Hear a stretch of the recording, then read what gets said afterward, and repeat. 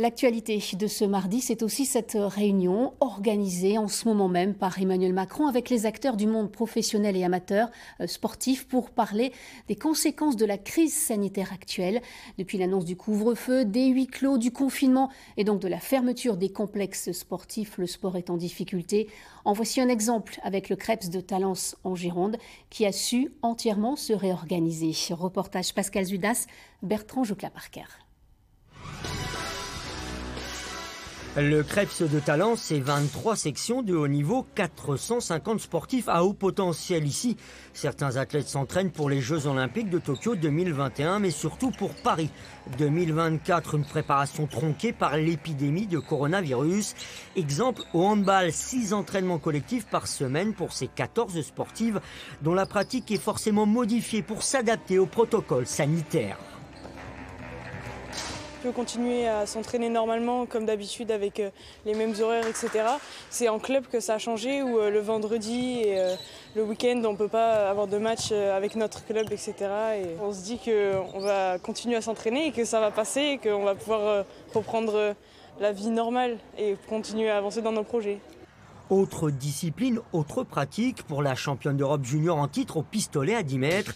5 fois par semaine, Camille se plonge dans sa bulle pour viser les Jeux. Problème, l'absence de compétition pour rester motivée pour l'entraînement. Moi, j'adore la compétition.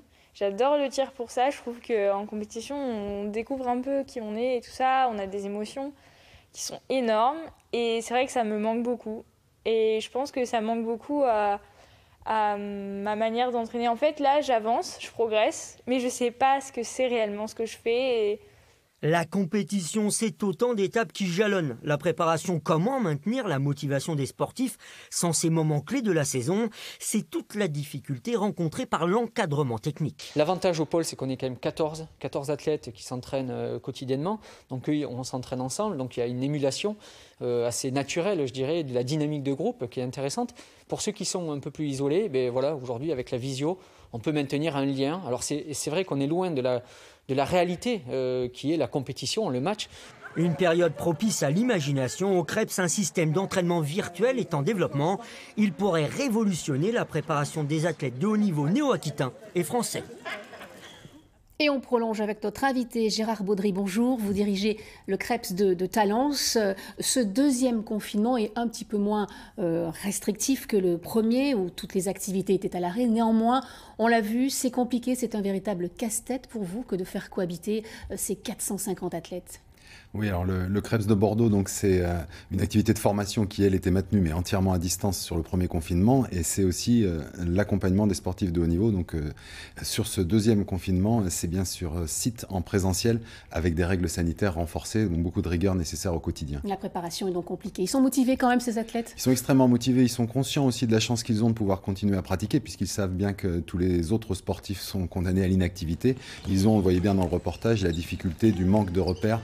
On est encore dans l'incertitude par rapport aux Jeux Olympiques et toutes les compétitions intermédiaires, même les qualifications sont encore compromises. Et vous êtes en train d'ailleurs de mettre de nouveaux types d'entraînement, le digital, le virtuel. Est-ce que vous pourriez nous en dire un petit peu plus? Oui, on voyait l'exemple du tir, donc, ce qui est un stand de tir au Krebs de Bordeaux à Talence et la possibilité donc, pour ceux qui sont sur place, mais aussi ceux qui ne peuvent pas être là, qui s'entraînent sur d'autres stands de tir, qui sont dans d'autres pôles sur le territoire, de faire une forme de confrontation à distance. Donc cette discipline s'y prête, mais on est en train de voir effectivement comment le faire dans toutes les disciplines si possible, et pas seulement, comme on l'avait fait sur le premier confinement, des plans d'entraînement à suivre à distance, mais également le fait de pouvoir en direct se confronter. Et ça pourrait être pérennisé? Oui, ce sont des outils effectivement qui peuvent être intéressants en dehors de la crise sanitaire.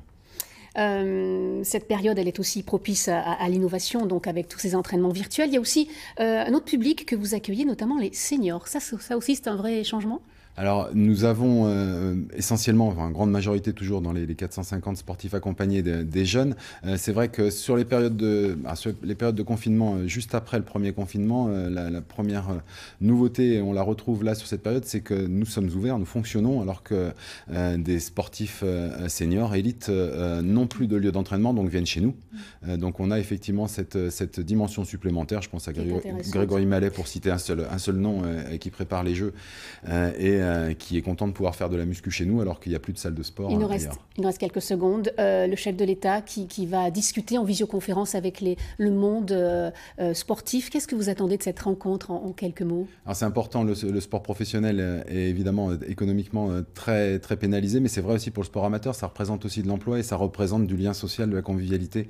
Donc leur donner une visibilité, c'est surtout ça leur attente. Il y a eu des comparaisons qui n'étaient pas flatteuses vis-à-vis de la culture.